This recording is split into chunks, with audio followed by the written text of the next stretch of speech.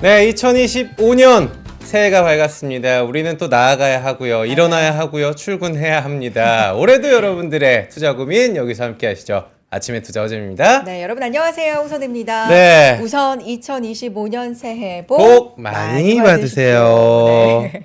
진짜 좋은 일 가득하셨으면 네. 좋겠고요. 자, 오늘 좀 1시간 늦게 네. 개장했잖아요. 현재 시장은 코스피는 약보합권, 코스닥은 0.8%대 상승 보여주고 있는데 네. 오늘 로봇주가 잘 갑니다. 로봇주 잘 간다고 이야기를 네. 하는데 저는 조금 아쉽습니다. 왜요? 새해 선물 산타도 안 왔는데 새해 선물도 안 오면 참 이렇게 서운할 수가 좀 올라갔으면 좋겠는데 뭐 재료가 없으니까 어쩔 수 없다라고는 생각이 또 됩니다. 그리고 미국 시장도 네. 1년 내내 굉장히 좀 뜨거웠죠. 한 연도로 보면 상승률이 상당했는데 이 네. 막판에 산타랠리 기대감이 좀 희석되면서 차익 실현이 많이 나왔다면서요. 맞아요. 네, 몇 거래 연속 좀 하락을 하면서 그 영향도 뭐 우리는 그렇죠. 갖다 붙이면 다 이유니까. 이유죠. 뭐 이유야 많은데 그러게요. 올라갈 이유는 또 없고 내려갈 이유만 많은 우리 시장인데 또 올해는 또 힘차게 시작을 해봐야 되지 않겠습니까? 네. 그래도 뭐 2024년보단 좋겠지 라는 네. 자주 섞인 그래야죠. 이야기가 좀 나옵니다. 자, 오늘 첫 거래일입니다. 과연 2025년 우리 주식시장에는 어떤 일들이 벌어질지 또 어떤 전략으로 우리가 미리 대비를 해야 할지 오늘은 뉴페이스 저희가 뉴페이스 모셔보도록 모셨습니다. 하겠습니다. 엔투의 투자전략부 안기태 이코노미스트 나오셨습니다. 반갑습니다. 안녕하세요. 네, 오늘 저희 또 첫 출연이십니다. 네. 시청자 여러분께 인사 한번 부탁드리겠습니다. 네, 안녕하세요. 네, 저는 NH투자증권에서 경제 분석 담당하고 있는 안기태 이코노미스트입니다. 네. 참 힘든 발걸음이셨을 거라고 생각이 듭니다. 첫 방송이기도 하고 네. 그리고 좀 의미를 부여하자면 저희가 첫 해 첫 방송이기 아, 때문에 네. 그러네. 굉장히 저희가 좀 네. 힘을 주려고 했는데 부장님을 저희가 모시는데 굉장히 힘들었다는 이야기가 있습니다. 신경 써서 모셨다. 네. 첫 시간인 만큼 저희가 어떤 이야기를 좀 해볼까요? 아무래도 2025년 오늘 첫 거래일이고요. 뭐 2024년이 워낙에 네, 이슈도 많고, 맞아요. 네, 좋은 이슈보다는 안 좋은 이슈에 시장이 좀 많이 힘겨워했던 만큼 2025년 아무래도 첫 시간 어떤 주제로 문을 열어 주실지 네. 왠지 좀 2025년에 어떤 키워드를 좀 집중해봐야 되는지 이런 좋다. 점도 핵심 키워드. 네, 해주시면 좋을 것 같고요. 오늘 주제 좀 간단히 소개해 주세요. 사실 뭐 제가 경제 분석 담당이다 보니까 네. 좀 네. 딱딱할 수밖에 없긴 한데 두 가지가 있고요. 하나는 이제 그 돈을 풀어내는 방식에 따른 자산시장의 변화, 네. 그 돈을 풀어내는 방식의 변화가 하나가 있고요. 또 하나는 뭐 생산성 혁명, 뭐 이 두 가지가 사실은 뭐 키워드가 되지 않을까 싶습니다.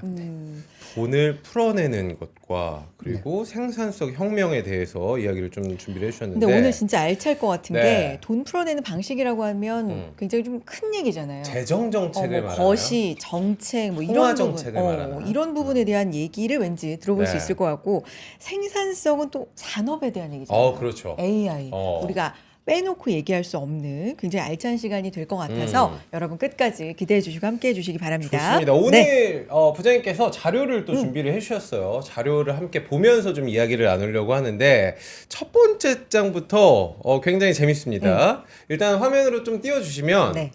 시대에 따른 변화라는 표를 또 준비를 해주셨거든요. 보면은 90년대 후반부터 금융위기까지는 은행 대출이 굉장히 많이 올라갔고 2009년부터 코로나 시기까지는 페드의 자산이 굉장히 많이 상승을 네. 했습니다. 마지막 표를 보면은 19년부터 23년까지 정부 지출이 굉장히 많이 늘어났거든요. 부장님 이 표를 준비하신 이유가 좀 있으실까요? 네, 이 표의 의미는 사실 뭐 자본주의 경제라는 거는 말 그대로 자본, 돈이 풀려야 움직이는 거잖아요. 그런데 그 돈을 풀어내는 주체가 시대마다 달랐다. 이제 이런 의미로 가져온 뭐 장표가 되겠는데요. 예를 들어 뭐 96년부터 08년 사이면은 시중은행 대출, 그러니까 미국 기준입니다. 네. 미국 기준으로 시중은행 대출 잔액이 급증을 했죠. 그러니까 이때 시기의 특징이 그러니까 영화 빅숏 보시면 뭐 그때도 나오지만은 네. 정부가 규제를 다 풀어버린 거죠. 그러니까 미국에서. 그러니까 심지어 제가 알기로 이때가 미국이 LTV나 DTI도 없었던 걸로 제가 알고 있어요. 그러니까 정부가 시중은행에게 너희가 알아서 돈 풀어라. 이걸 돈 풀어라. 그래서 그러니까 뭐 조금 더 딱딱한 얘기로 이걸 조금 더 들어가면은 제가 알기로는 90년대부터 양극화가 심화되니까 미국 정부가 이걸 수습하는 과정에서 이제 중하위 계층들에 대한 대출 규제를 풀어줘라. 이렇게 이제 유도를 한 거죠. 그러니까 의도는 좋았던 거죠. 모든 것이 의도는 좋습니다. 이게 의도는 네. 좋게 시작하는데 그래서 시중은행 대출 잔액이 급증을 했죠. 그래서 이 시기에는 실제로 미국의 시장에서도 부동산주나 은행주, 시티 같은 주가들이 쭉 올라갔던 거고요. 그리고 이때는 사실 시중은행들 민간이 돈을 풀었기 때문에 정부나 페드가 그렇게 개입을 안 했던 시기입니다. 그 말씀은 바꿔 말씀드려서 미국 10년물 국채금리가 딱히 주식시장이나 이런 데서 영향이 크지 않았던 시기였죠. 네. 시중은행이 알아서 돈을 쭉 풀어주니까요. 근데 그렇게 가다가 그게 한 10년 이상을 가다가 리먼 사태를 빵 맞고 나서 그다음부터는 전 세계적으로 시중은행 규제를 다 묶어버리죠. 그러니까 이들을 너무 규제를 풀어줬더니 문제가 생기더라. 그래서 이들을 묶어버리죠. 네. 근데 이들을 묶었으면 돈을 누군가는 풀어야 되는 거잖아요. 그렇죠. 그래서 2010년대가 되면은 페드가 전면에 등장해서 이들이 돈을 푸는 방식은 그 중앙은행의 채권을 사서 풀어냅니다. 네. 그래서 이게 어떻게 되냐면은 2010년대에는 중앙은행이 채권을 샀기 때문에 채권을 샀다는 얘기는 채권 가격이 올라가는 거고 채권 가격이 올라가는 거는 금리가 빠지는 거죠. 장기물 금리가. 예, 그렇게 되죠. 그래서 2010년대 방식은 페드가 채권을 사서 그 돈을 금융의 다이렉트로 넣어줘서 10년물 금리는 밑으로 쭉 빠지고 이게 이제 금융 안에서 돈이 돌았던 거죠. 대신에 이 돈은 실물로는 잘 안 들어가고 금융 안에서 돌아갔던 거죠. 그래서 제가 생각할 때 이 시기의 특징이 결국에는 미국 10년물 금리를 아래로 좀 빼는 쪽이었기 때문에 달러도 약간 밑으로 좀 빼는 쪽이었던 것 같고요. 근데 이렇게 가다가 물론 이게 지금 완전히 바뀐 건 아니지만은 최근의 상황은 정부가 등장합니다. 그러니까 예를 들어 바이든 정부 때는 IRA 이런 것들로 인해서 정부가 지출을 늘려주고요. 지금 트럼프 정부는 감세한다고 그러고요. 근데 공통적으로 어쨌든 정부가 적자를 내는 거죠. 그래서 이때의 특징은 뭐가 되냐면은 정부가 그러니까 정부가 유동성을 풀어내는데 이때 특징은 채권을 발행해서 풀어냅니다. 그래서 두 시기의 차이가 2010년대에는 채권을 사서 10년물 금리를 밑으로 빼서 그걸 금융에 풀어냈다. 근데 지금 미국의 특징은 정부가 채권을 발행해서 그거를 실물에 넣어버린 거죠. 미국의 실물에. 그래서 이 차이가 꽤 이제 의미가 달라진다는 말씀이고 그래서 약간 제가 뭐 좀 나이브한 비유를 말씀을 드리자면은 어찌 보면은 자산 시장에서는 대응은 점점 힘들어질 수가 있습니다. 왜냐면은 2010년대 같은 경우에는 10년물 금리랑 달러를 밑으로 좀 빼는 장이었기 때문에 사실 우리나라만 하더라도 지방 부동산 가격이 쭉 올라갔던 시기가 2010년대거든요. 그러니까 한국은 어쩔 수 없이 미국의 영향을 받게 되는 건데 그게 영향이 있다는 거죠. 근데 당장 두 분께서도 지금 보시면은 지금 우리나라 부동산 올라가는 거는 핵심적밖에 없다는 거잖아요. 그러니까 뭔가 쏠려버리는 거죠. 그렇죠. 그래서 이 장표에서 드리는 말씀은 사실 첫 번째가 돈을 풀어내는 방식은 늘 바뀌는데 한 번 바뀌면 꽤 오래 간다. 그러니까 10년 단위로 가버렸다는 거죠. 그러면은 이 현상은 2025년에도 사실은 지속될 수 있는 현상이다. 그러니까 돈을 풀어내는 방식이 이게 그 정부 주도로 가고 있다. 이런 말씀이고요. 그리고 그것 때문에 자산 시장의 영향이 바뀌는데 어찌 보면은 대응하기가 좀 어려워지는 쪽으로 바뀔 수 있는 것 같다. 이런 식으로 좀 표현을 좀 해본 것입니다. 네.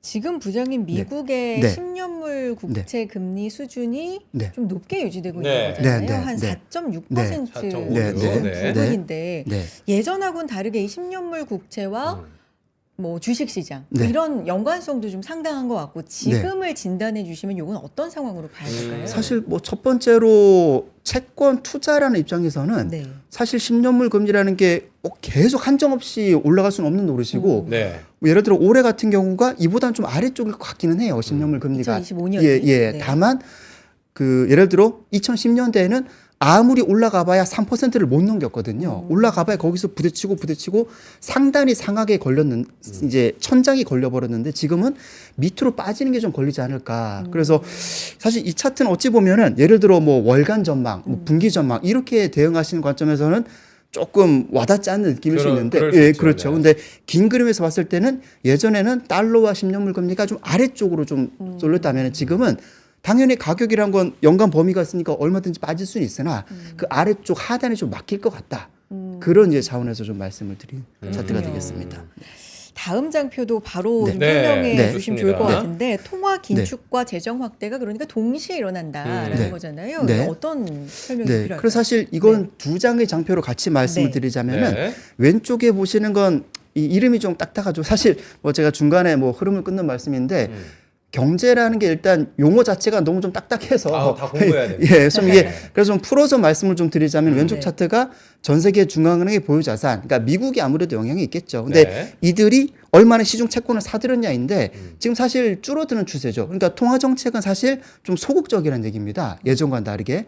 반면에 오른쪽 보시는 정부 지출은 코로나 때 급증했다가 줄었지만 다시 이제 높은 수준을 유지하고 있는 거죠. 그래서 이걸 종합해서 말씀을 드리자면은 이렇습니다. 그러니까 예전 10년 전에는 중앙은행이 적극적이고 정부는 소극적이었는데 지금은 중앙은행은 소극적이고 정부가 적극적으로 바뀌었다.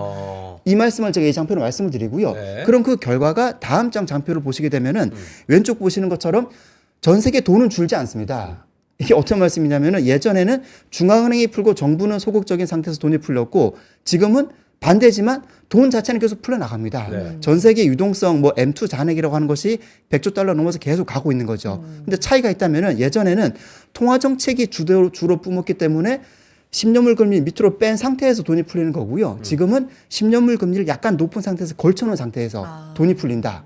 이게 돈은 똑같이 풀리지만 그 내용의 의미가 좀 다르다. 그 말씀이고요. 그리고 오른쪽에서 보시는 것처럼 10년 전에는 돈이 풀리는 게 금융 안에서 맴돌았지만 지금은 실물로 들어가고 있다. 그 실물로 들어가기 때문에 이게 인플레가 내려는 가도 예전보다 약간 높은 데 걸쳐놓는. 그래서 이걸 다시 좀 정리해서 말씀을 드리자면은 올해 연간의 방향 이런 거에 있어서는 뭐 10년물 금리나 이런 것들이 아래쪽으로 갈 수는 있다. 다만 이게 예전 과거 시도와 좀 큰 그림에서 비교하자면은 약간 높은 데서 걸쳐놓는 흐름이 꽤 그 상당 기간 정책이 어쨌든 바뀐 거고 이런 정책들은 이런 정책의 부작용이 나오기 전까지는 계속 좀 달려가지 않을까 이런 차원에서 제가 25년 거를 말씀을 좀 드렸습니다. 네. 기자님 그러면 저는 궁금한 게 지금 네. 10년 터울로 네. 이 그래프를 우리가 좀 네. 해석을 해봤잖아요. 네네. 그래도 트럼프 2.0에서 지금 굉장히 우리가 주목을 네. 하고 있는 건 뭔가 좀 많이 유동성과 네. 정책 방향이 바뀔 것이라고 네. 좀 예상하는 네. 전문가분들이 많은데 네. 크게 봤을 때는 네. 어떤 영향을 좀 미칠 수 있을까요? 그러면? 제 생각에 사실 뭐 이런 거창한 얘기를 뭐 일개 증권사 직원 아니에요. 말씀을 예. 드리긴 좀 그렇지만 네. 제 생각에는 지금은 트럼프 2기긴 한데 어찌 보면 트럼프 12년입니다. 왜냐면은 이 말씀이 뭐냐면은 리먼 사태 2008년 리먼 사태부터 코로나 직전까지의 어떤 10년 이상은 통화 정책이 주로 돼서 모든 걸 이제 통화 정책에 맡겨버리는 그런 시대로 갔다가 트럼프 1기 정부 때부터는 그때는 약간 재정 정책으로 조금씩 감세라든가 이런 게 슬슬 나오기 시작했고요. 그게 바이든 정부 때 대규모 재정 정책이 나와버렸고요. 그래서 이번 2기 정부에서도 뭐 약간 내용은 뭐 다르죠. IRA가 아니라 이제는 감세한다. 그렇죠. 그래서 근데 어쨌든 차이가 있다면은 그러니까 차이가 아니라 공통점이 트럼프 1기 정부, 바이든 정부, 트럼프 2기 정부 공통적으로 재정으로 계속 이제 가려는 그런 경향은 분명히 있는 것 같고요.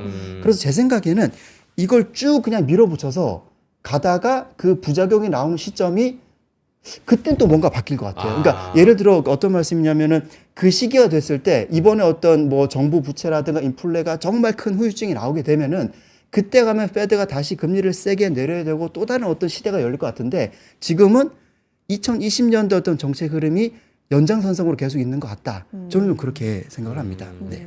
좋습니다. 그러면은 계속해서 네. 저희가 또 그래프가 있으니까 네. 다음 자료도 한번 네. 보여주시죠. 네. 여러 국가 이름이 적혀 아, 있어요. 네. 예. 이 장표는 이제 아까 말씀드린 어떤 돈을 풀어내는 방식의 변화였고요.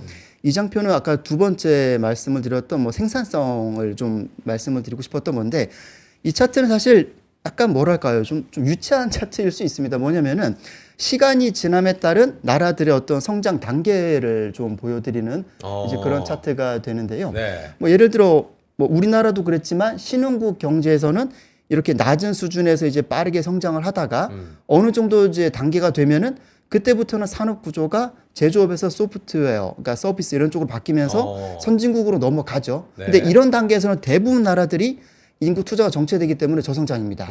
그렇게 가다가 이거를 이겨내고 다시 한번 고성장으로 지금 갈 수 있는 것들이 이제 미국 같은 경우인데, 그러니까 제가 이거를 좀 더 풀어 말씀을 드리자면 첫 번째로 우리나라는 저성장은 사실 디포트 값입니다. 이거는 왜냐면은 우리나라보다 앞서서 선진국이 됐던 나라들이 일본, 유럽인데 네. 이들 모두가 사실 어쨌든 한번 레벨업을 한 다음에는 그때부터는 인구 투자가 정체되면서 저성장을 갔거든요. 심지어 미국도 2010년대는 성장률이 낮은 편이었습니다. 그러니까 한국의 저성장은 일단 디포트로 간다. 이 말씀이 되고요. 두 번째로 말씀드리는 게 근데 미국이 조금 다른 게 뭐냐면은 다른 선진국과는 다르게 미국은 생산성 혁명이 분명히 사실 여기서 다 나오고 있는 거지 않습니까? 뭐 엔비디아든 테슬라든 뭐든 여기에 있는 거니까요. 네. 그러니까 미국은 기존에 있던 선진국과는 다르게 생산성을 딱 끌고 들어오면서 성장을 다시 높이고 심지어 이들은 인구 투자도 줄지 않고 있죠. 그래서 미국은 치고 나가고요. 그리고 세 번째 특징은 전 세계가 점점 이제 분화가 되는데 예전에는 선진국, 신흥국 이런 구분이었다면 지금은 미국 이외 선진국, 신흥국으로 구분되는데 사실 제 생각에는 이 밑에 있는 나라들도 옛날처럼 빠르게 치솟아 오기는 어려울 것 같아요. 왜냐하면은 이게 이런 밑에 있던 나라들은 결국에 미국이 물건을 사주고 이런 구조에서 빨리 올라왔는데 네. 지금은 이런 구도가 점점 바뀌다 보니까 앞으로의 세계는 미국 이외 선진국, 신흥국 이런 식으로 좀 이제 간극이 점점 벌어지는 좀 그렇게 되지 않을까 이런 차원에서 좀 긴 그림 하나 말씀을 좀 드려봤고요. 사실 2024년도 네. 그랬어요. 뭐 주식도 그렇고 네. 여러 네. 가지 산업도 그렇고 미국, 비미국으로 상당히 그렇죠. 좀 나눠져 있고 네. 와 이렇게 큰 나라의 성장률이 계속 이렇게 나온다고? 뭐 이런 정도. 맞아요. 그리고 뭐 AI에 있어서도 음. 우리는 이 혁명에서 좀 뒤처졌다, 선점하지 못했다라는 것도 있었는데 2025년에도 지금 부장님 말씀 들어보면 이런 현상은 좀 더 두드러질 거다. 가장 궁금해요. 그게. 미국 예외주의는 계속될 거거나 아니면 더 심화될 거다 이렇게 들리기도 하는데 부장님 맞아요? 사실 뭐 이게 뭐 예를 들어 주식 시장이다 네. 아니면 뭐 자산 시장이다 이렇게 보면 뭐 전략적으로 다른 각도가 뭐 가능할 수는 있겠습니다만은 순수하게 그냥 경제로만 보게 된다면은 예를 들어 뭐 장표를 보시게 되면 네. 뭐 좀 또 딱딱한 얘기일 수 있겠습니다만은 나라별 생산성 증가율입니다. 그러니까 생산성이라는 게 한 사람의 노동자가 1시간 일해서 만드는 GDP. 그러니까 회사로 치면은 직원 한 명이 1시간 앉아서 얼마나 매출을 만들어내냐. 그렇죠. 이런 개념이 되는 건데요. 네. 파란색 막대가 코로나19 이전에 뭐 5년 정도 기간이고요. 주황색 막대가 최근 한 4, 5년 정도의 기간인데 예를 들어 여기서 두드러지게 올라가는 나라는 미국뿐입니다. 그러니까 미국만 생산성 혁명이 올라가고 있는 거고요. 사실 한국은 좀 아쉬운 게 야, 코로나 전에 잘했네요. 그렇죠. 그래서 한국은 조금 아쉽다고 할 수 있는 게 유럽이나 일본 이런 다른 선진국에 비해서 높은 건 맞는데 문제는 미국과 방향이 좀 달라집니다. 그래서 예전엔 우리가 미국보다 생산성 증가율이 높았는데 지금은 어쨌든 미국보다 좀 떨어지는 쪽이 되다 보니까 어쨌든 예를 들어 근데 이런 데이터를 제가 보여드린 게 생산성을 말씀드렸는데 사실 이건 한번 방향이 이렇게 잡히면은 꽤 오래 갈 수 있는 요인이거든요. 네. 그러니까 예를 들어 뭐 기업이 예를 들어 어떤 철강 회사가 지금 재고를 쌓는다. 그럼 1년 뒤에 재고를 쌓을지는 사실은 좀 불확실한데 지금 쌓는 걸 1년 뒤에 계속 쌓을까? 이건 의문인데 생산성은 사실 한번 그러니까 어떤 좋은 혁신 기업이 나왔다. 그럼 그 기업의 주가는 사실은 다른 얘기지만 그 기업의 어떤 가치라든가 이런 것들은 한번 어떤 혁신이 나오면은 이런 것들은 꽤 오래 갈 수 있는 요인이 되거든요. 그래서 이런 것들은 어쩔 수 없이 경제 데이터상에서는 미국 위주 거의 뭐 단독 뭐 드리블 이런 식으로 전개는 되고 있습니다. 부장님 사실. 그러면 요 네. 지금 그래프 차트에서 네. 요 파란색 그래프가 2015년부터 2019년까지니까 네. 이제 코로나 직전, 바로 직전이죠. 직전까지잖아요. 네. 네. 그때는 왜 우리가 잘했던 거고 저렇게 높게 나왔던 거고. 저 네. 반도체 좋았을 것 같은데. 그리고 그때? 네. 주황은 왜 그럼 미국이 저렇게 높은 그렇죠, 건가? 맞아. 이때는 어떻게 보면은 AI가 본격적으로 또 음. 나왔던 시기 같기도 한데. 그렇죠. 뭐 네. 말씀하신 것처럼 뭐 AI 혁명 이런 것들이 미국 위주다 보니까 이런 네. 식의 차트가 나오고요. 또 하나는 제가 드는 생각이 그러니까 사실 뭐 저는 경제 담당이다 보니까 뭐 산업에 대한 건 잘은 모르지만 네. 예를 들어 반도체 같은 것이 10년 정도 장기 투자를 해서 그게 어떤 성과를 또 몇 년간 내고 그러니까 꽤 오랜 기간 투자를 해서 몇 년 또 3, 4년간 이상을 또 성과를 내는 걸로 좀 이해를 하는데 우리나라 반도체 투자가 2010년대 중후반 들어서면서부터는 대만보다 조금 이제 약간 속도가 뒤처집니다. 그러니까 2018년 이때쯤부터 약간 뒤처졌던 것이 그 뒤로 몇 년간 이렇게 뭐랄까 2018년, 19년 이때부터 좀 쉬었던 것이 정체되는. 지금 그 결과물로 나오는 게 아닌가 역전이 예, 됐구나. 이런 생각을 좀 하고요. 네.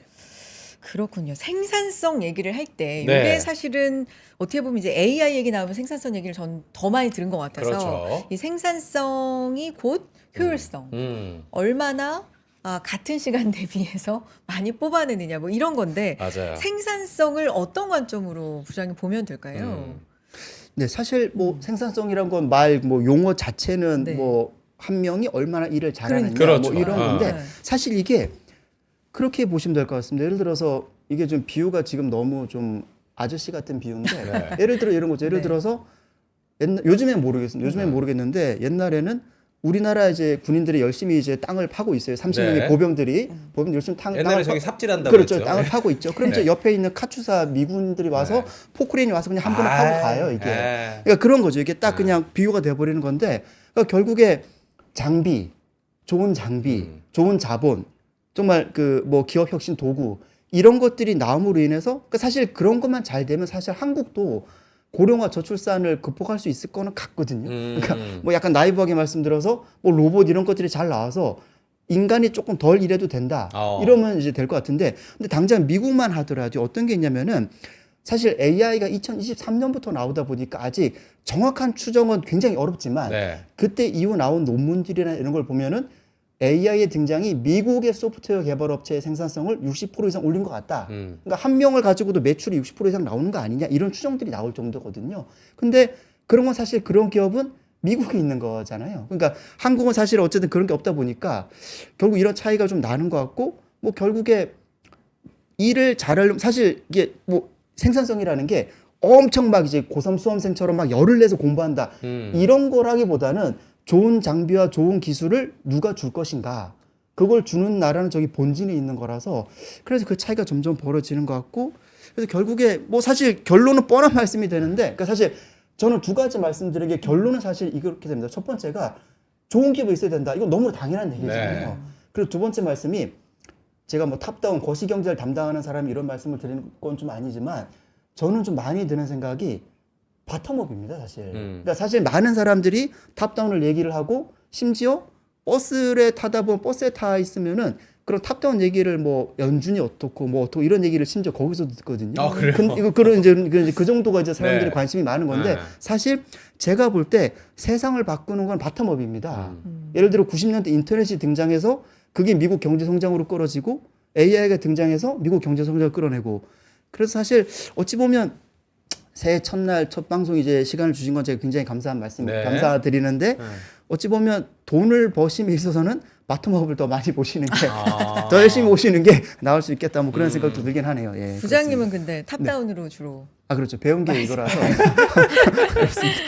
분석을 아이러니하지만, 네, 바텀업이 그렇습니다. 중요하다. 근데 저는 생산성을 네. 아까 네. 얘기를 하시는데 생산성 안에 좀 분명히 노동력과 임금이 굉장히 중요한 부분이라고 생각을 했거든요. 근데 미국은 다른 대체 시장들보다 훨씬 임금이 높지 않나라는 걱정을 했는데 네. 아까 군인들 삽질과 포크레인 한 대를 확 얘기를 와닿았어요? 하시니까 아 이거 기술이 이걸 기술의 격차를 이길 수가 없겠구나라는 생각을 했습니다. 네. 좋은 저는 예시라고 생각을 하고요. 네. 다음 장표도 한번 볼까요? 자료도? 다음 네. 사실 요 장표 저 혁신은 생산성 요 장표 있잖아요. 네네네. 부장님 요것도 한번 봐주시고 넘어가는 것도 네, 좋을 것 네, 좋습니다. 같아요. 이 부분도 이제 뭐 과거 미국의 어떤 노동 생산성 증가율을 제가 가져와 봤는데 여기선 제가 두 가지를 말씀을 드릴 수 있을 것 같아요. 첫 번째 뭐냐면은 지금 미국 노동 생산성은 점진적으로 조금씩 올라가고 있다. 네. 이런 말씀을 드리고요.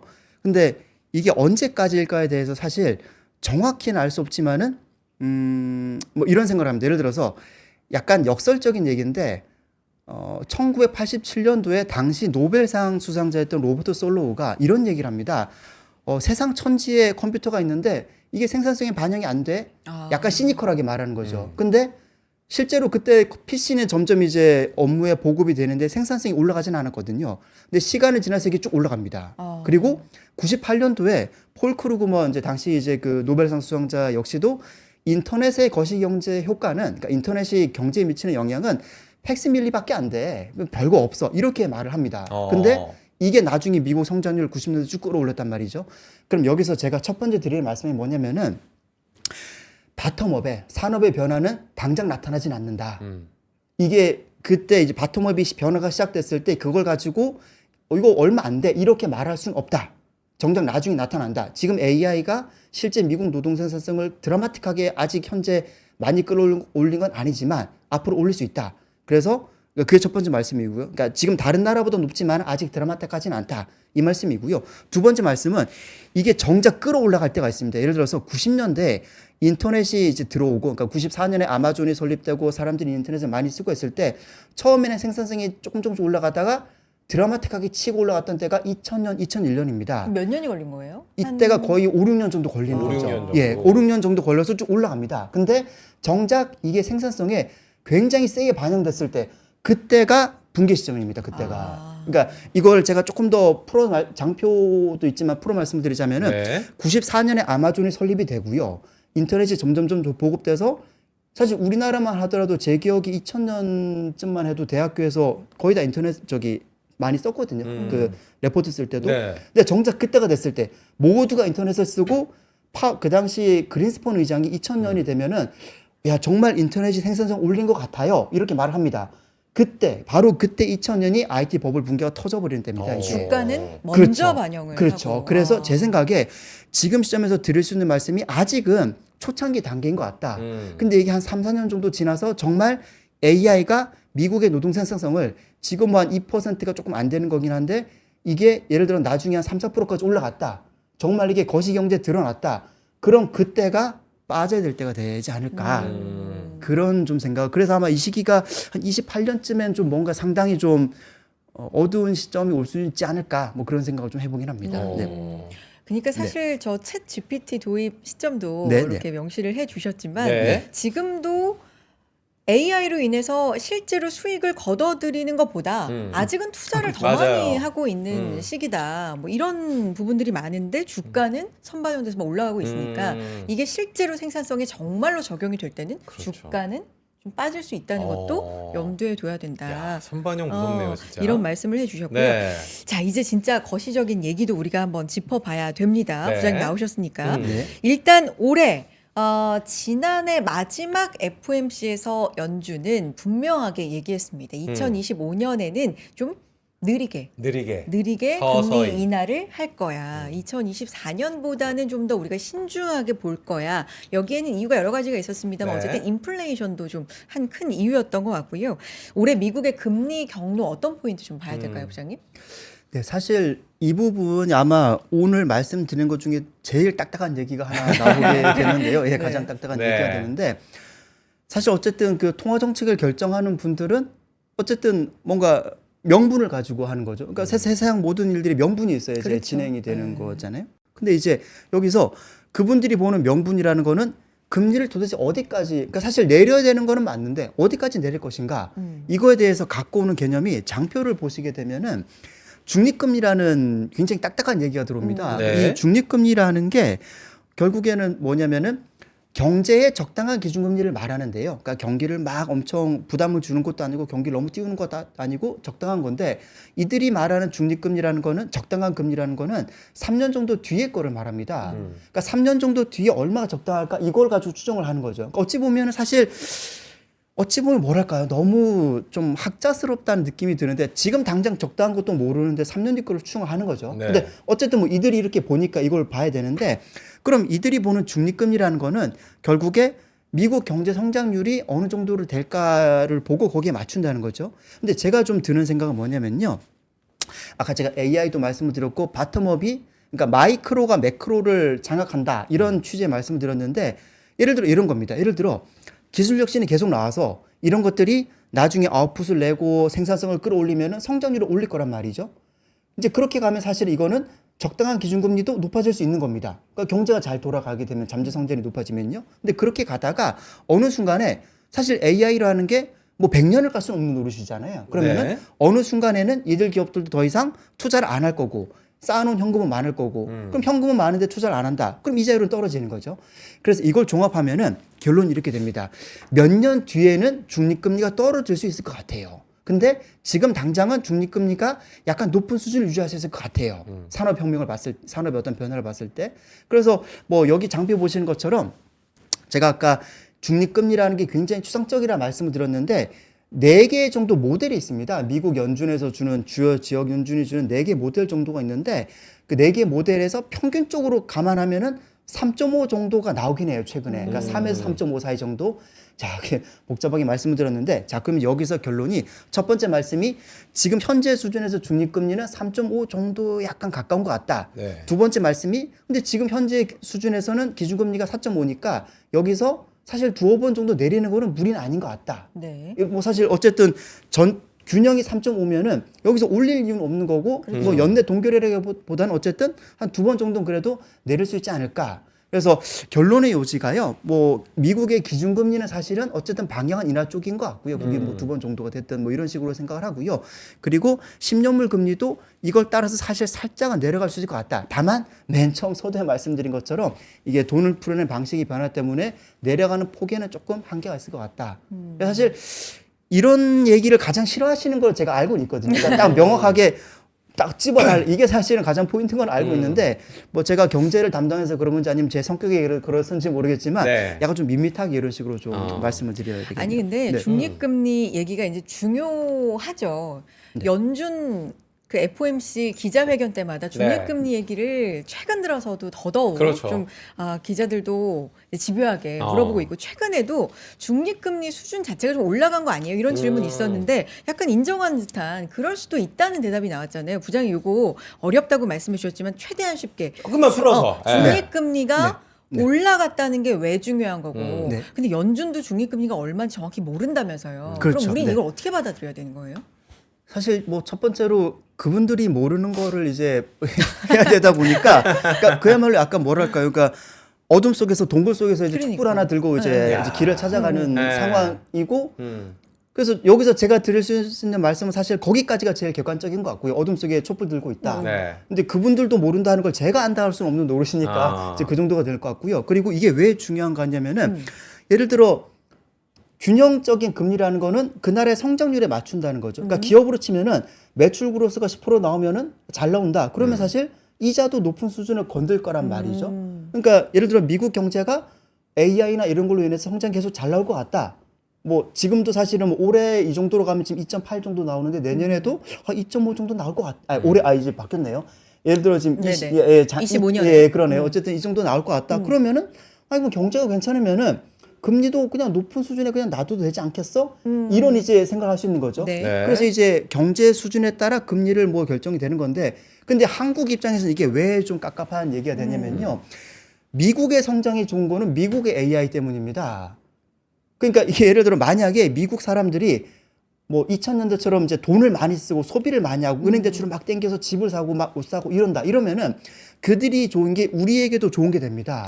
근데 지금 이거는 미국의 AI로 인해서 성장이 올라간다. 근데 그건 미국 기업들 얘기거든요. 그렇죠. 그럼 그들은 기준금리를 약간 높은 데 걸쳐놓고 성장이 높은 데 걸쳐놔도 그들은 문제가 없어요. 버틸 수 있고 그 상관이 금리 없는데 수준에도. 그렇죠. 근데 우리 입장에서는 사실 미국 경제가 소비를 많이 해주고 뭐 많이 사줘야 우리한테는 좋은 건데 그들은 좋은데 우리는 조금 이제 걸려버리는. 근데 경제는 따로 가는데 금융시장 안에서는 그들의 금리와 그들의 환율을 영향을 받는 거죠. 야. 예, 그래서 이거를 조금 비약을 해서 말씀을 제가 왜 비약이라 말씀드리냐면은 전략이란 측면은 사실을 작년에 우리가 좀 한국이 좀 심하게 좀 맞은 건 있기 때문에 얼마든지 그 차원에서 되돌림은 있을 수 있기 때문에 전략적인 측면에서는 조금 다르게 볼 수는 있고요. 네. 다만 이제 그냥 약간 퓨어한 경제로 본다면은 예전에 미국의 재무부 장관 지금 성함에 제가 지금 기억이 안 네네네. 나는데 그런 얘기를 한 적이 있습니다. 달러는 우리 돈이야. 근데 문제는 너네 문제야. 이런 얘기를 한 적이 있습니다. 그러니까 미국 경제가 좋아서 그들이 높은 금리를 유지했을 경우에 다른 세계 입장에서는 이게 어쨌든 엮여 들어가는 거죠. 네. 근데 그들 경제가 좋아서 그들은 높은 금리를 가져간다 그러는데 이쪽에서는 형편은 안 되는데 영향을 받게 되는 그런 이제 좀 상황이 된다. 그러니까 이게 네, 여러 네. 가지가 엮여 있지만 어쨌든 네. 간단하게 보면 경제 성장률이나 그렇죠. 경제 체력은 네. 따로 노는데 맞아. 금리는 영향을 다 엮여서 받을 네. 수밖에 어. 없다. 그리고 네. 중립금리 자체가 정확히 모르겠지만 이렇게 높아진다는 건 아직 금리를 내릴 룸은 여력은 좀 남아 있지만 그게 크지 않을 수 있다. 아직은 뭐 이런 정도로 어렵다고 하시면 저희가, 최대한 쉽게 말씀해 네. 주셨고 2부가 따로 있는데 저 맞아요. 하나만 질문 좀 드릴게요. 좋아요. 네. 저는 이제 우리나라 걱정이 좀 많이 돼요. 그럼요. 한은 총재가 굉장히 지금 고민이 많을 것 같거든요, 부장님. 네. 그러니까 경제를 조금이라도 살리기 위해서 금리 인하를 만지고는 있는데 환율이 너무 높으니까 함부로 내릴 수도 없는 상황이고 이도저도 지금 못하는 상황인데 네. 2025년 혹시 조금만 예상을 해본다면요? 우리 금리. 네. 사실 한국은 뭐 제 생각에 뭐 두세 번 정도 뭐 시장 컨센서스도 그렇긴 한데 두세 번 정도 인하라고 생각을 하고요. 그게 이제 이렇습니다. 예를 들어서 한국의 상황은 제가 생각할 때 원샷으로 해결이 되긴 어려운 상황 같고요. 그러니까 예를 들어 어떤 정책 하나를 가지고 풀어내기에는 좀 쉽지 않은 상황인 것 같고요. 다만 뭐 그렇습니다. 지금 뭐 내년 뭐 올해 25년에 뭐 정부 정책도 조금 재정 정책도 좀 바뀔 수 있고 여러 가지가 있긴 한데 우리나라가 예를 들어 저 말씀을 좀 복잡하게 드렸네요. 결론이 뭐가 되냐면요.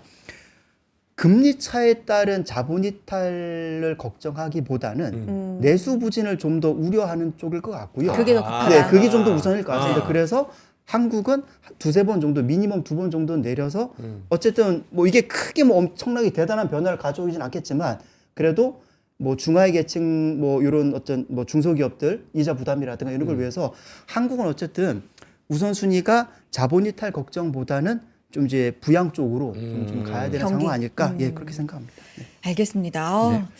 좋은 얘기 많이 해주고 계세요. 열공. 그러니까 공부하고 있습니다. 네. 진짜. 자, 저희 광고 잠깐 듣고 광고 타임. 올게요.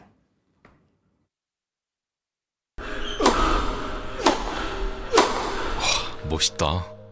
부러운가? 14만 1211번의 스윙과 68개월 27일의 투자로 만들어진 자세다. 나의 테니스도 나의 자산도 투자로 키운다. 나는 투자한다. 나는 성장한다. NH투자증권. 와, 멋있다. 부러운가?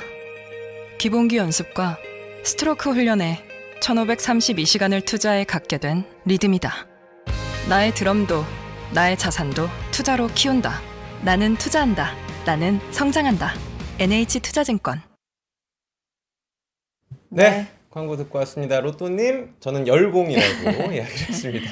질문도 좋고, 아우 설명 너무 좋으시다고 너무 잘해주고 이야기 나오고 네. 있습니다. 자, 아침엔 투자 함께 하고 계시고요. 네. 다음 또 열공, 열심히 네. 공부하는 모두 우리 이어가 보죠. 어떤 질문? 트럼프 해주실까요? 이야기 트럼프 좋아요. 본격적으로 들어가 보도록 네. 하겠습니다. 뭐 올해 가장 큰 키워드 1월 20일 날 취임을 하는 트럼프 2.0 시대가 네. 곧 오고 있는데 어떤 영향을 줄 수 있을지 전망이 굉장히 많이 나오고 있습니다. 근데 저는 취임하자마자 지금 뭐 20개가 넘는 행정명령 바로 것이다. 때릴 것이고 네. 그리고 뭐 여러 가지 우려 있잖아요. 관세 폭탄이라든지 그럼요. 뭐 이런 네. 것들이 있는데 우리 부장님은 어떻게 보고 계실까요? 어떤 영향이 특히나 우리나라에 끼쳐질 수 있을까요?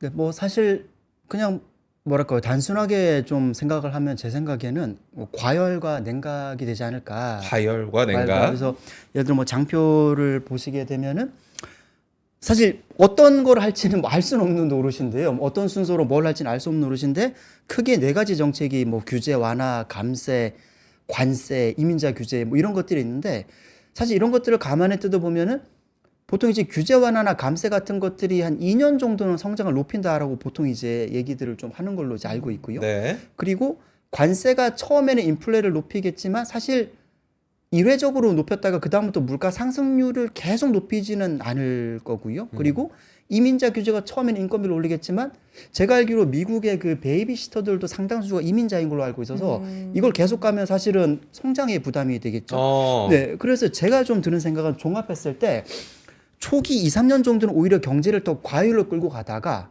이게 나중에 부작용이 돌아오지 않을까 부담으로 그래서 과열과 냉각이라고 좀 표현을 해봤고요. 그래서 아마도 초기에는 뭐 감세나 규제 완화 이런 것들로 성장을 가다가 수년 뒤에는 조금 이제 오히려 이런 것들이 계속 효과를 낼 수는 없는 노릇이고 부작용이 좀 있지 않을까. 뭐 그런 차원에서 과열과 냉각이로 제가 좀 뭐 장표를 만들어 봤습니다. 그 사이 또 중간 선거가 있잖아요. 그렇죠. 그것도 있긴 하네요. 네. 그러면은 거기까지는 좀 과열로 갈. 그렇지 않을까 싶고 그리고 약간 이거는 제가 네. 뭐 지금 드는 생각인데 그냥 가볍게 그냥 말씀을 좀 네네. 드리자면요. 네. IT 버블 붕괴가 2000년이었는데 그때가 클린턴 2기 정부 마지막 연차입니다. 네.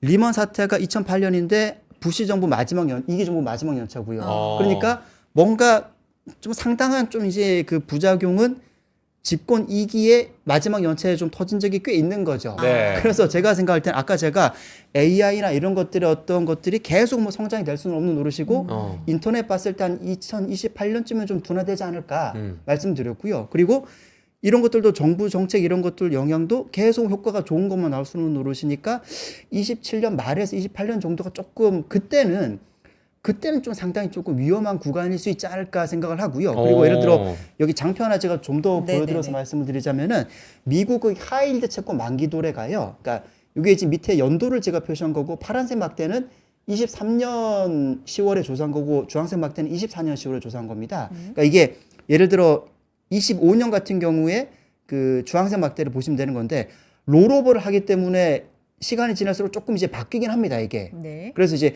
25년 같은 경우에 하이힐드 만기 도래가 크진 않아요. 그래서 첫 번째 드리는 말씀이 올해도 사실 미국 기업들의 회사채의 만기 부담은 크진 않다. 네. 근데 두 번째 말씀이 뭐냐면은 이게 언젠간 돌아오거든요. 네. 이게 언젠간 아무리 롤오버해도 언젠간 돌아옵니다. 근데 네. 그 시점이 27, 28에는 상당한 규모가 돌아오는 것 같고요. 아. 그래서 좀 제가 좀 종합해서 말씀을 드린 게 사실 오늘 뭐 2025년을 말씀을 드려야 되는데 28년을 갑자기 말씀을 좀 드릴 꼴이 됐는데 네, 네. 아우, 연기를 거시적이다. 예, 네. 그래서 결론은 사실 미국은 25년, 26년까지는 상당히 계속 경제가 잘 움직일 것 같은데 임기 말에 좀 뭔가 부작용이 여기서 좀 28년쯤에 있지 않을까 뭐 그런 생각을 좀 해서 과열과 냉각이라는 뭐 이런 키워드로 제가 좀 말씀을 드려봤고요. 네. 일각에서는 네. 사실 저는 이제 개인적인 얘기예요. 체감으로는 이미 작년 한 9월, 네. 10월부터 트럼프 된 것 같아. 거의 그런 정도로 맞아요. 시장이 굉장히 영향을 많이 그렇죠. 받아서 뭐 바이든 대통령 얘기보다는 트럼프 이제 당선자 얘기가 훨씬 더 당시엔 맞아. 후보였고 네. 뭐 저 체감은 그렇거든요. 이제 이게 몇 달간 좀 이어지다 보니까 막상 1월 20일 취임을 하고 2.0이 시작이 되면 요게 좀 바뀔 가능성, 좀 시장 색깔이 그동안에 오던 것과 몇 달간 이어져 오던 것과 좀 바뀔 가능성이 있다라는 것도 일각에선 제시가 되는데 지금 부장님은 그것보다는 더 한 2년 정도 더 갈 것이다. 이런 말씀이시네요. 좀 길게 보면. 예, 사실 그 말씀을 드린 게 네. 뭐 예를 들어 이렇습니다. 이게 사실 탑다운이라는 게 이게 좋게 보면은 뭐 구간으로 맞추는 거고 어찌 보면은 나쁘게 보면은 코에 걸면 코걸이, 귀에 걸면 귀걸이인데 그러니까 이 말씀이 뭐냐면요. 네. 아까 지금 말씀 주신 것처럼 사실 트럼프 당 대통령 정작 취임하고 나서는 뭐 예를 들어 달러라든가 장기물 금리가 조금 이제 내려와서 이게 뭐 이모징으로 좀 돌아가고 그럴 수는 있을 거라는 생각을 하고요. 전략적으로 충분히 그럴 수 있겠다 생각하는데 단기적으로는. 예, 그렇죠. 네네. 이제 뭐 얼마 뭐 그게 분기가 됐건 뭐 월간이 됐건 그럴 수 있다고 생각하는데요.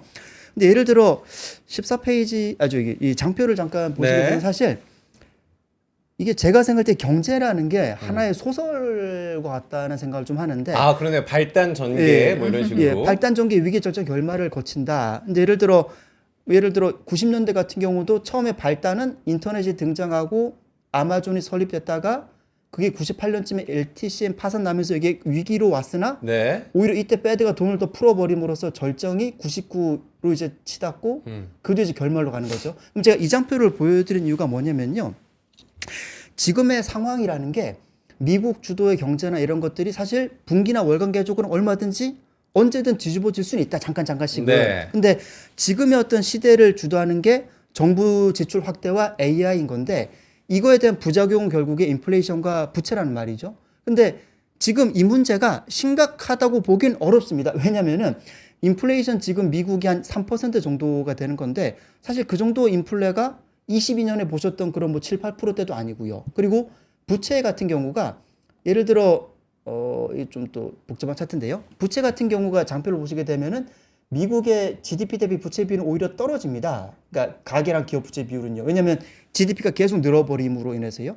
정부 부채 비율도 최근 몇 년 비해서 조금 낮아진 상태고요. 그래서 여기서 드린 말씀이 좀 딱딱한 장표 걷어내고 다시 여기로 돌아와서 이 장표로 말씀을 드리자면은 지금의 어떤 미국 주도의 문제가 생긴다라고 한다면 그게 인플레이션이라든가 부채 문제 이게 다시 한번 튀어나올 텐데 그게 제 생각에는 그러니까 AI 기업들의 투자가 둔화됨으로 인해서 GDP가 점점 늘지 않게 되고 근데 부채는 쌓여 있고 그럼 그런 것들이 아마 28년 정도쯤에 AI 기업들 투자는 둔화돼서 GDP는 둔화되는데 회사채 만기는 돌아오고 해서 그래서 부채 비율이 높아지는 그때 정도가 좀 결말이 되지 않을까. 그 전까지는 사실은 미국 주도 흐름으로 가지 않을까. 예, 좀 너무 좀 나온 얘기가 됐는데 그렇게 좀 생각을. 그럼 지금 해서, 우리는 네. 어느 정도 있는 거예요?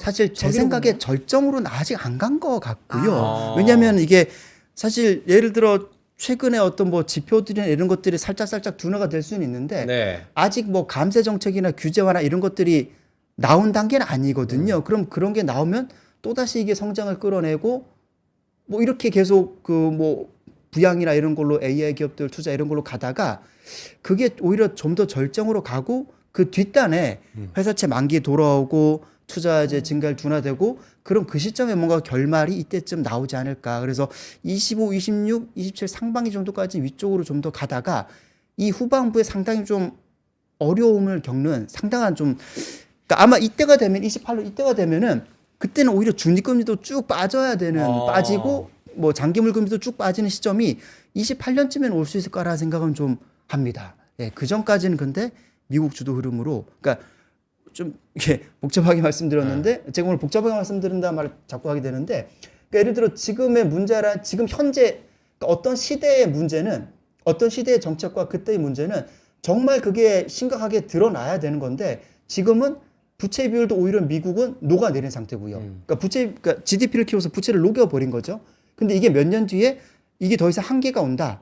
그럼 그때가 정작 문제가 되지 않을까 생각을 합니다. 아직 절정은 오지 않았다. 그렇죠. 지금 네. 말씀하신 걸로는 한 2, 3년 정도의 네. 시간. 우리가 네. 시장에서의 주도주도 매번 바뀌는 것처럼 만약에 미국 성장률이 저렇게 꺾이면 가장 눈을 좀 부릅뜨고 있을 나라가 어딜까? 어딜까? 중국일 것 같거든요. 중국 얘기도 좀 해보도록 하겠습니다. 네. 중국 경기 둔화에 대한 우려가 뭐 계속되고 있는데 네. 올해 특별국채를 발행할 거라는 보도가 나왔습니다. 3조 위안 규모가 될 거라는데 이게 사상 최대치라고 하거든요. 시진핑이 좀 이를 갈고 있는 것 같습니다. 어떻게 보세요? 예, 사실 규모 자체는 뭐 크게 나온 거는 맞는데요. 근데 부양이 중국의 부양이 아주 세다고 보기는 어려운 것이 2008년, 2009년에는 그 당시 중국의 발행한 채권 규모가 GDP 대비 12%였습니다. 근데 지금은 2.5%거든요. 그러니까 어쨌든 커져 있는 경제 규모에 비해서는 그 부양 규모가 뭐 그렇게 대단히 크다고 보기는 어려울 것 같고요. 그래서 중국의 거시 경제 성장에 대해서는 그냥 뭐 뉴트럴 정도의 좀 생각을 하고요. 오히려 중국에서 나타난 변화는 여기야말로 바텀업인 것 같아요. 여기야말로 산업에서는 좀 뭔가 변화가 나타나는 것 같은데 예를 들어 그러니까 지금 말씀 주신 거에 대한 제 첫 번째 제가 답변 드린 것은 거시 경제에서는 부양 효과가 뭐 규모가 크진 않은 것 같다. 근데 제가 뭐 잠깐 좀 뭐랄까요 말씀 주신 거가 좀 다른 결의 답변을 네네. 드리자면은 네. 예를 들어 장표 보시면 이렇습니다. 장표 보시면은 왼쪽 보시는 장표가 2018년 무역 전쟁 이후 전 세계 수출에서 각 나라들이 차지하는 비율입니다. 미국이 올라왔거든요. 이건 좀 되게 특이한 게 미국은 사실 제조업이 기반이 약해진 상태인데도 미중 무역 분쟁 이후 점유율이 올라왔죠. 그러니까 미국은 어쨌든 이익을 본 거죠. 근데 특이한 건 중국이 올라옵니다. 이 현상이 나오는 이유가 중국이 미국 시장에서는 점유율이 내려오는데 다른 나라에서는 점유율이 올라가거든요. 근데 그 배경이 하나가 뭐냐면은 값을 싸게 판다. 그러니까 싸게 판다는 거는 중국 입장에서는 기업 수익에 나쁜 얘기일 수도 있겠지만 뭐 다른 나라 경쟁자들을 이제 밀쳐낸다는 거죠. 그러니까 우리 입장에서는 좀 부담이 되는 거죠. 네. 그리고 또 하나가 뭐냐면은 이들이 거시 경제는 부진한데 몇몇 산업에서는 의외의 성과를 내고 있는 것 같아요. 예를 들어 오른쪽 보시면은 메모리 반도체에서 중국이 수입 대비 수출 비율이 꽤 빨리 올라오거든요. 네. 그러니까 예를 들어 우리나라가 2017년에 반도체 호황일 때는 그때는 중국이 메모리 반도체 수입 대비 수출 비율이 20%밖에 안 됐습니다. 근데 이게 지금 40%까지 올라왔거든요. 그럼 중국이 AI나 이런 비메모리 쪽에서는 아직 못 올라오, 뭐 아직 멀었지만은 메모리 쪽에서는 상당히 올라오고 있는 게 아닌가. 그러니까 경쟁력이 몇 개의 산업 분야에서 올라오는 것 같고요. 네. 그리고 또 하나가 다음 장 이 장표 왼쪽에서 보시는 것처럼 네. 로봇에 있어서는 중국이 상당히 빠르게 올라가는 것 같습니다. 산업용 로봇 생산은 뭐 글로벌 탑으로 지금 올라왔기 때문에 그래서 중국의 어떤 변화가 첫 번째 말씀은 거시 경제 부양이라든가 거시 경제 전체 사이즈는 사실 그냥 그로스가 밋밋할 것 같다. 올해도 밋밋할 것 같다. 근데 두 번째로 부동산이나 이런 어떤 거시 경제 전반은 밋밋하지만 특정 산업. 근데 문제는 그 특정 산업이 우리가 싸워야 되는 특정 산업. 그러니까 메모리 반도체라든가 로봇이라든가 뭐 전기차라든가 이런 데서는 상당히 빨리 기술력이 치고 올라오는 것 같아서요. 이런 것들이 그러니까 어찌 보면 우리 입장에서는 부담인 게 이들이 덩치를 키워주는 건 거시경제 덩치가 키워져서 우리가 뭔가 밀어낼 수 있는 건 아니고 대신에 이들이 몇몇 분야에서는 상당히 빠르게 치고 올라오는 건 사실이고요. 그러다 보니까 중국의 어떤 변화는 우리의 어떤 판매처로서는 의미가 별로 없는데 경쟁자로서 상당히 좀 부담스러운 굉장히 좀 부담스러운 쪽으로 빨리 올라간 것 같고요. 그리고 이게 뭐 예를 들어 이런 쪽에서 몇 개 기업들의 매력도는 상당히 있겠죠. 근데 경제로 생각하면은 사실 좀 깝깝하죠. 우리 입장에서는. 그렇죠. 네, 그런 상황인 거죠. 네. 사실 우리 철강을 비롯해서 지금 중국의 네. 저가 가격 그렇죠. 경쟁. 네, 네. 공세로 네. 인해서 네. 어려움을 겪고 있는 뭐 산업이 맞아요. 한두 개가 아닌 상황인데 네. 말씀해 주신 것처럼 양면인 것 같아요. 첨단 기술 쪽은 어떻게 보면 예상보다 조금 더 빨리 좀 홀로서기에 네. 성공하고 있는 모습도 보여주고 있기 때문에 이 중국의 경제에 대해서도 상당히 좀 궁금한 점 앞으로의 방향에 네. 대해서 좀 많아지는데 그러니까요. 이런 상황에서 이제 우리 얘기를 좀 해보겠습니다. 네. 중국 때문에 우리가 겪고 있는 여러 가지 뭐 일들도 얘기를 좀 했습니다만 어쨌든 저 앞서서 말씀해 주신 이 부분이 좀 마음에 남아요. 네. 이제 저성장은 디폴트다. 그게 1%대 성장이 상징인 겁니까? 저성장의 부장님 어떻게 봐야 됩니까? 네, 사실 한국은 뭐 아까 뭐 제가 장표 말씀드렸지만 네. 생산성 혁명이 나온다. 네. 그럼 사실 얼마든지 한국도 그때가 돼서는 다시 성장이 높아질 수 있을 것 같고요. 근데 그건 꽤 시간이 걸리는 일인 것 같고 지금 당장은 사실 한국의 잠재 성장률 자체가 1.8 정도로 내려온 것 같아요. 2% 정도였잖아요. 네, 근데 이게 이제 내려왔어요. 그렇죠. 예전에는 뭐 어. 2% 초반대다 네. 이렇게 추정을 했는데 네. 이미 뭐 인구라든가 뭐 투자라든가 이런 것들을 따지면 이미 잠재 성장률이 1.8 정도로 내려온 것 같고요. 그래서 사실 올해 한국 경제가 1.8 정도 하면 그냥 평범하게 한 정도 같다. 그러니까 이게 사실 아까 제가 뭐 중립금리 말씀드렸지만 미국은 잠재 성장률이 약간 올라가는 쪽인데 오히려 네. 2% 이상으로 갈 수 있을 것 같은데 한국은 아래쪽이 되는 거니까 우리 입장에서는 근데 어쩔 수 없는 것 같습니다. 뭐 인구, 투자, 혁신 이 세 개의 변수가 결국에 잠재 성장률인 건데 이 모두에서 우리가 지금 어쨌든 좀 뒤처지는 건 사실이니까 뭐 2% 잠재 성장은 뭐 당분간 어려울 것 같다 생각을 합니다. 올해도 그렇고 후년까지도 계속 1%대 전망하는 것이 좀 늘어났잖아요. 네. 그러면 1.8만 하면은 선방이다. 이렇게 봐야 되는 거예요. 눈높이가 낮춰졌다. 그게- 잠재 성장률에 맞춰서. 네, 그게 평년 정도일 것 같아요. 그러니까 그래요? 1.8 정도가 아. 그냥 평범한 정도 한국의 아. 성장률이 그 정도 되지 않을까 생각합니다. 근데 여기에 이제 그러니까. 요거를 조금이라도 끌어올리기 위해서 뭐 아까도 말씀해 주신 통화 정책도 마찬가지지만 이제 재정적인 뭐 추경 얘기도 나오고 있고 네. 요게 어느 정도 돈을 부으면 네. 어느 정도까지 몇 퍼센트 도움이 된다 이런 것도 좀 계산이 나옵니까, 부장님? 사실 제가 생각할 네. 때는요. 미국 경제가 지금 저렇게 어쨌든 잘 돌아가고 있는 거는 재정 정책을 푼 것도 있지만은 기본적으로 혁신 기업이 나와서 이게 올라간 것 같거든요, 분명히. 그러니까 근데 제 생각에 어쨌든 근데 그런 건 한번 나오려면 시간이 꽤 오래 걸리는 거고. 그렇죠. 뭐 그런 예를 들어 뭐 그런 거지 않습니까? 예를 들어 착실하게 우주로 로봇을 계속 인공위성을 쌓아 올린 나라들이 우주 개발에 앞서가는 거지. 지금 당장 오늘부터 모여서 회의실에 들어가서 혁신합시다. 이럴 수는 없는 거잖아요. 이제 뭐 마음만으로 이제 막 뭐 정신 승리로 할 수는 없는 노릇인 거잖아요. 맞아요. 그래서 혁신 기업이 또 등장하려면 상당한 시간이 걸리는 거라서 한국의 성장률이 올라가기에는 좀 오래 걸리지 않을까 생각하고요. 재정 정책 측면에서는 당연히 지금 어쨌든 재정이 우리나라가 조금 부진했던 건 사실이니까 이걸 올리면은 이게 도움이 될 거라고 생각을 합니다. 다만 어떤 게 있냐면요. 뭐 좀 단순하게 예를 들어 이렇게 좀 설명을 드리자면요. 네. 예전처럼 그러니까 한 5, 6년 전처럼 정부가 돈을 풀었을 때 그게 밖으로 나갈 일이 별로 없었을 때. 근데 지금은 사실 20, 30대만 하더라도 코인을 한다거나 해외 주식을 한다거나 하잖아요. 네. 그럼 예를 들어 기본소득으로 뭔가 정부가 돈을 풀었다. 그게 일정 부분은 분명히 내수에 도움이 될 건 될 겁니다. 그러니까 없을 때랑 비교하면은 있다. 이건 효과가 있긴 있겠죠. 근데 그 중에 일부분은 이 돈이 국내에서 풀었는데 밖으로 나가버리는 해외 투자로. 해외 여행을 간다거나 뭐 이런 식으로 될 것 같아서 결국 궁극적으로 재정 제출 효과가 당연히 있다. 이거는 맞는 말씀이겠고요. 당연히 효과가 있다. 근데 그거보단 결국에 끌어올리려면 기업인 건데 그건 시간이 꽤 걸리지 않을까 생각을 합니다. 그 금액 액면 그대로의 효과가 있을지는 네. 이건 좀 네. 네. 마지막 질문을 환율 이야기로 드려보도록 하겠습니다. 우리 원달러 환율이 사실 뭐 오늘도 지금 1,460원대 달려가고 있는 것 같은데 좀 내려가고 있는 것 같습니다. 1,469원대를 지금 하고 있는 것 같은데 지난주 1,480원 부근까지 네. 또 돌파를 했단 말이에요. 환율 어떻게 보세요? 1,500원을 대비해야 한다 뭐 이런 이야기가 있긴 한데요. 네. 사실 환율은 1년에 고점과 저점 밴드가 150원 정도는 납니다. 언제나 거의. 그럼 사실 지금 1471을 치면은 위아래 뭐 최소한 50 정도씩을 열어보면은 1500 초반 사실은 열어 놓는 게 맞는 거는 같고요. 충분히 그 정도는 맞는 것 같고요.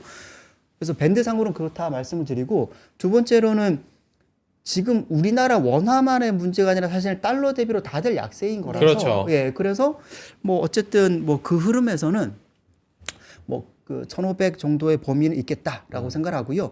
그리고 아마도 아까 말씀드린 것처럼 이제 밴드는 이제 워낙 이제 연간 궤적은 있는 거니까 뭐 트럼프 취임 이후에 좀 내려갔다가 뭐 그런 흐름 될 수 있는데 그 또 다시 조금 이제 올라오는, 예를 들어 그러니까 이렇게 말씀을 드린 이유가 지금 사실 너무 좀 빠르게 올라온 건 달러라든가 원화 다 같이 좀 빨리 좀 변동한 건 사실이니까 여기서 쉴 거는 같다. 근데 문제는 뭐냐면은 그런 게 있습니다. 뭐냐면 예를 들어 그 우리나라 원달러 환율에 영향을 미치는 여러 변수가 있겠죠. 미국과 한국의 성장률 차도 있고 뭐 달러 수급도 있는데, 예전에는 우리나라 위안 시장의 달러 수급은 무역 수지만 보면 됐어요. 그러니까 수출 기업들의 달러 많이 얼마나 벌어오냐 이걸 보면 됐는데, 문제는 그게 어떤 문제가 생기냐면은 예전에는 그러니까 코로나 전까지만 해도 그것만 생각하면 됐는데 지금은 이게 우리나라 개인들이나 기관들이 해외로 다 이제 투자로 나가버리거든요. 그래서 약간 이거는 조금 이것도 좀 비약해서 좀 말씀을 드리자면은 우리나라 안에 있는 달러는 월급 통장 같은 겁니다. 오늘 들어오면 내일 약간 사라질 수 있는. 왜냐면 이제 수출 기업들이 달러를 벌어오면 그걸로 이제 그대로 밖에 투자를 나간다는. 그래서 환율 같은 경우가 밴드성으로는 당연히 지금 너무 빨리 올랐기 때문에 여기서 내려갈 수 있겠다.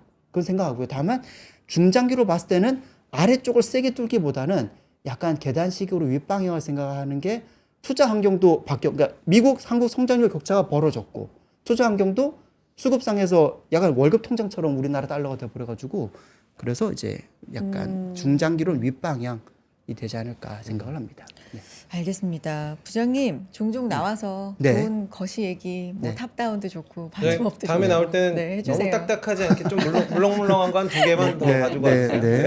오늘 계속 딱딱하다고 보니 안 딱딱했는데도 근데 너무 계속- 재밌었어요. 네. 또 저희가 쫙 또 빠져들게 설명을 잘 해주셨습니다. 맞습니다. 오늘 여기서 인사 나누겠습니다. NH투자증권 투자전략부의 안기태 이코노미스트 함께했습니다. 부장님 고맙습니다. 감사합니다.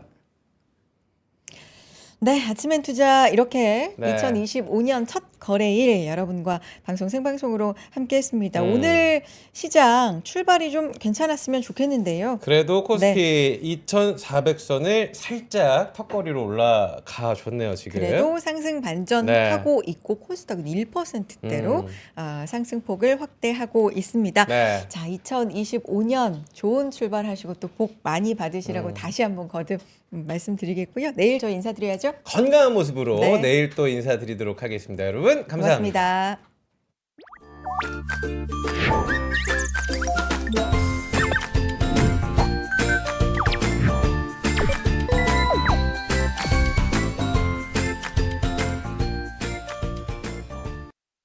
삶의 격을 높이는 9가지 지혜를 함께 나눕니다.